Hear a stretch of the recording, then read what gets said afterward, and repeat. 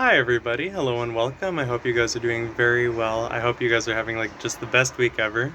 I'm finding it very hard to find places that are quiet to film because there's some construction going by, but I'm trying to make do. So this is my habanero plant, and I wanted to give just a couple quick little tips and tricks on how to overwinter these guys because I've noticed that overwintering peppers and chilies has become a little bit more popular lately, and there's two kind of main routes where you can do it, and I'm going to try to go over a couple of differences. So, this guy's kind of distracting me too. So, this is going to be a bit of a chaotic video.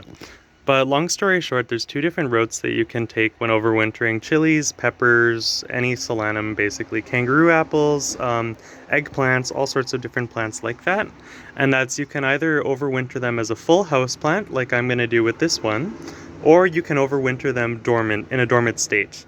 So basically putting them to sleep for the winter, and that has its own pruning strategies as well. So, as you can see, this is in full fruit. There's, a lot of fruit that's been set, that it's ripening on this plant. You're going to want to cut those off and harvest them before you bring them inside. So there's a couple reasons why you want to do this. The first reason being you don't want to attract pests, like fruit flies, etc., inside your homes, and they also take a lot of meaningful energy from the plant. You'll notice that this plant is also in full bloom, which means that it's kind of in a reproductive phase. It's mature, it's really trying to disperse its seed. This takes a lot of energy off of the plant as well. So if you're gonna overwinter this as a house plant or as a dormant plant, in both scenarios, I would get rid of all of the fruit and all of the blooms. So now I'm gonna start with overwintering as a house plant.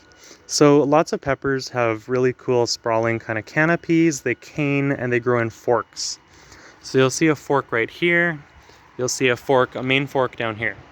You're going to want to prune these down a little bit. I'm not going to do it right now, but you're going to want to prune them down just to keep them, vegetative and bushy throughout the winter. And you're going to want to give them close proximity to a southern facing window or the best grow lights that you have. I can't stress this enough. They really need bright light when they're moved inside. You're going to want to do this before you have even a light frost. We're forecast to have our first light frost soon. The reason for that is the frost, it invites botrytis and gray molds of all sorts and just kind of deteriorates your plant.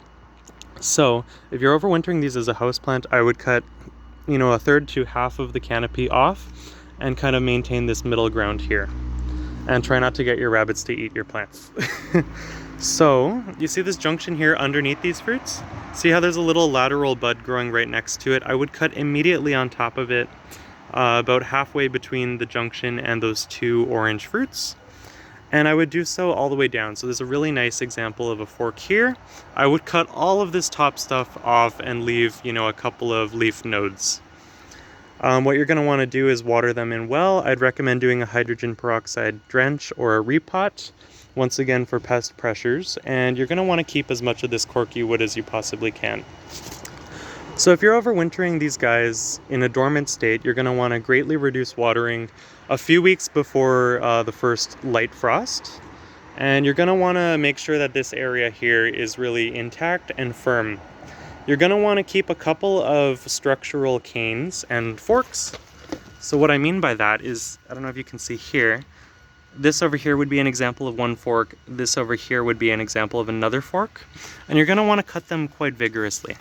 I would cut here above a node, and I'd cut here. And you're going to want to remove all of the leaves that you have on your plants, because if you don't, if you leave even one leaf, they'll maintain their vegetative phase, and they're going to try to grow, and they're not going to go dormant. So what you're going to want to do with these is you're going to want to put them in a place that's dark, you're going to want to put them in a place that's dry, and you're going to want to put them in a place that doesn't experience a whole lot of temperature shift throughout the day and night cycle, because that can also initiate new growth. Of course, enjoy your peppers for canning. This also works for tomatillos and eggplants.